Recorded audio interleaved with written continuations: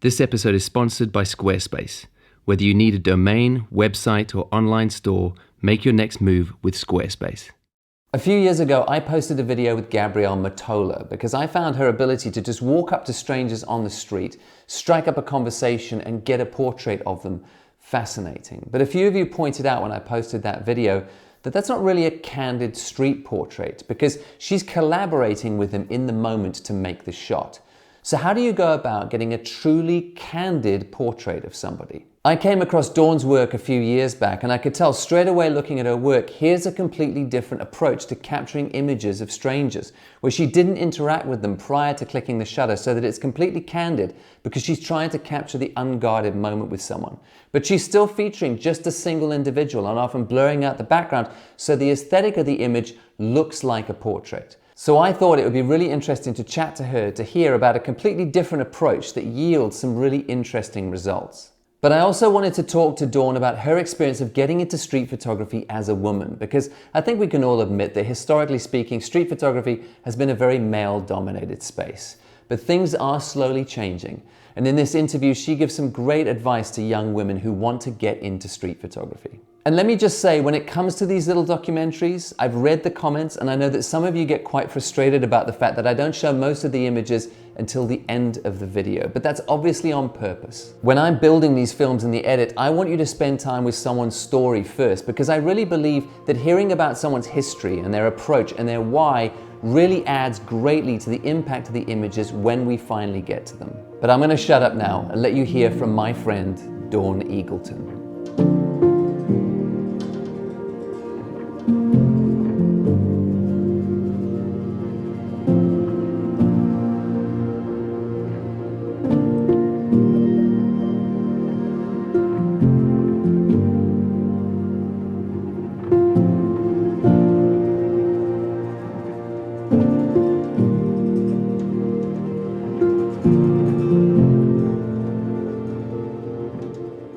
I haven't got a background in photography. I studied communication and film at university, so I've always had an interest in sort of the visual side of film.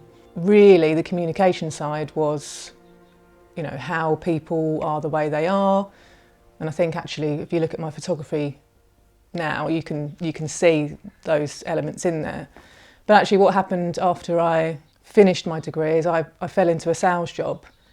So I sort of lost track of you know, really being interested in the film side of things. But quite a defining moment of my life was when I lost my parents in 2009 and 2010 to cancer. I think at that point, it really sort of enables you to start looking more deeply at what you're doing with your own life, particularly as they died quite young. I suppose I was sort of being quite reflective and wanting to ensure that I was doing something with my life. At the time, I'd got a little bit of inheritance and I wanted to make sure that it was spent on something that was quite meaningful. So we put a deposit down on a house and I had about £1,000 that was left over that was just sat in my bank account for quite a few years. They'd worked very hard their entire lives for that money, and I wanted to just make sure that I was doing something useful with it. You realise that what I'm going to say is that with that £1,000 I ended up buying a camera, and what led me to that decision was a number of things really. I think when people close to you pass away, photographs become so important, but also I realised that, you know, whilst my parents were both very much sort of blue-collar workers, my dad worked in a factory, my mum was, you know, in retail a lot of her life, you know, pubs, cleaning. They were both actually really creative people, and I recognised quite young that they were happiest when they were being creative. You know, my dad with his music, my mum was very she was very into fashion. She could pull together an outfit from a charity shop on a shoestring and look $1 million. But also when you start to look back at memories, one of the standout memories for me was when I when my dad bought me my first camera. I was probably about 12 or 13, and we were in Blackpool on holiday, and we bought this camera that was about £9.99. It was just a bit of plastic. You know, you put the film in the back, and I remember taking it to the zoo that afternoon and just using the entire film, just taking pictures of animals, and you know, it was a really sort of happy afternoon. I really enjoyed doing it. And then you sort of get home and you get the film developed, and then you've got this thing that you've created, you know, put them in an album, and I was really, really proud of it, and that really, really stuck with me. Yeah, I think all of those things together sort of culminated in me thinking, I think I should buy a camera and maybe, you know, do something with it. I didn't know what at the time, and actually I think it was about 2016 that I bought the XT1. I didn't really do a lot with it for a couple of years. I was mainly shooting my daughter, who was quite young at the time, my dog, you know, as you do. But in terms of how I then kind of got on this street photography trajectory, we were in Valencia for the weekend, and it was, I mean, it's an amazing city to photograph. It's so interesting. The people there are really interesting. The backdrops, you know, around the street, there's a lot of graffiti. We were in a supermarket, and I just remember seeing this sort of old gentleman who you could just see on his face that he just had this amazing life story to tell. You know, it was kind of etched on his face, and I just found him fascinating. And I remember instinctively just thinking to follow him out the supermarket, you know, and go and get a portrait of him. And I did, and it was like an epiphany. You know, it was this is really cool. This is really interesting. I'd love to sort of start photographing people on the street. I think I've always been very, very interested in people's stories and personality. I definitely have dabbled with other styles of street photography, you know, playing with light and different sort of compositions, but I always came back to portraits. And actually, in particular, I really enjoy the sort of connection that you get from photographing somebody. You have to be close to someone to get the sorts of shots that I'm getting. That opens up a whole new world for me, you know, aside from just capturing them. It also enables me to have these sort of human interactions. And I definitely grew up as quite a shy person. I would say to anyone that's got that kind of introvert type personality that this is a really good exercise in connecting with people and being more comfortable around people. So when I go out into the street to photograph people, my main aim is to get an image with as little disruption to the moment as possible. You know, I'm certainly not somebody that wants to ask for photos or interact. I really enjoy images that are as candid as possible. You know, that's really what I enjoy. A lot of people ask me, you know, whether it's candid, because a lot of my shots are with people making eye contact, and I love eye contact, you know, and what I quickly realised is both of those things, you know, I really want the eye contact, but I really want it to be as candid as possible. So what I worked out is that actually what I need to do is enter that scene without them seeing me until the last minute. So often I will see somebody, and this really only works as well if that person is sat down, you know, either on a bus or in a shop or a restaurant. I'll see them and I will usually actually just walk past. So I'm not sort of raising any suspicion at that point, but I am working out where I need to stand to get the shot. I'm also getting my camera ready, and I will circle back to them. And as soon as I am ready, and I'm only talking about seconds here, I'm not talking about, you know, minutes, because we all know that if you leave a shot too long, you're not going to get it. So, but I do allow myself those few moments to just gather, and I really think that's important. You know, if I go into the shot, if I steam into the shot and I'm having to fumble around my camera, the chances are I'm not going to get, you know, the shot that I want, and I'm probably going to disturb them too much, which is definitely not what I want. So I will circle back to them, and I've learnt as well, you know, that you can predict what people are going to do in certain situations. When you're stood in front of someone, they will automatically look up to see what you're doing there. That is the moment that I will click the shutter, you know. And so actually a lot of my photographs, when they're looking at the camera, it's the first moment that they've looked up. It's as candid as I can get it without, while still being able to get that eye contact. If I'm out on the streets, you know, of course, the number one thing has to be if the light is hitting someone in the right way, because if you haven't got the light, it's only ever going to be a good photograph. It doesn't matter who it is, what they look like, what they're doing. If you haven't got the light, it won't take it to the next level. So I'm always looking for pockets of light. You know, I think windows work really well for this because you get that really lovely reflection. And people often say to me, you know, how do you get such sharp images? You know, how is it that you can get so much detail in people's faces? And it's simply the quality of the light. You know, if they've got a good expression as well.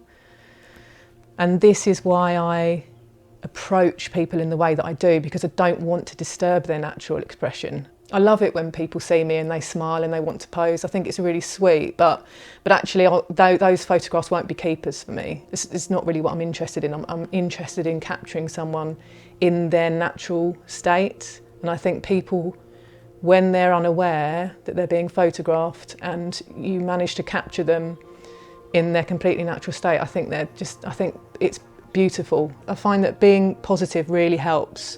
You know, if you're going out there believing that there's something out there that you are going to find, it's more likely that you're going to find something. I think you know, if you're the sort of person that believes that you're going to be lucky and find an image, you're more likely to. You know, I often tell myself when I'm going out to photograph people that I'm going to be finding some new friends almost that day, you know, and it's just a case of me finding them. And so what that does is it gives me a positive mindset, but also I think it really changes my body language towards people. It enables me to just be really open. I do think that it's really important that the photographer is mindful of how they are, you know, going into a scene. You know, that is important in terms of the types of reactions that you're going to get from people.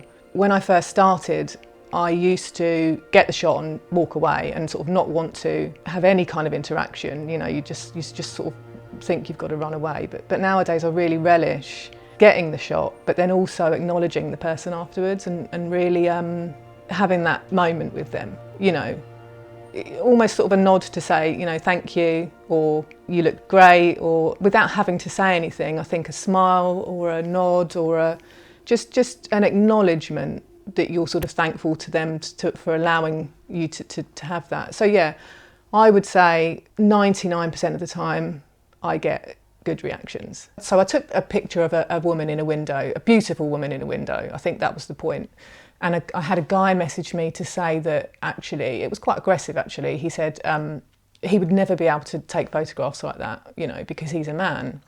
I understand where he's coming from, and you know, people often say that, you know, it's easier for women to take pictures of other women and children. It doesn't mean though that I can just go into any scenario in any way I want and get that shot. You know, I can't just steam over to someone's kids and start taking pictures of them. You still have to be very mindful about how you're entering that scene.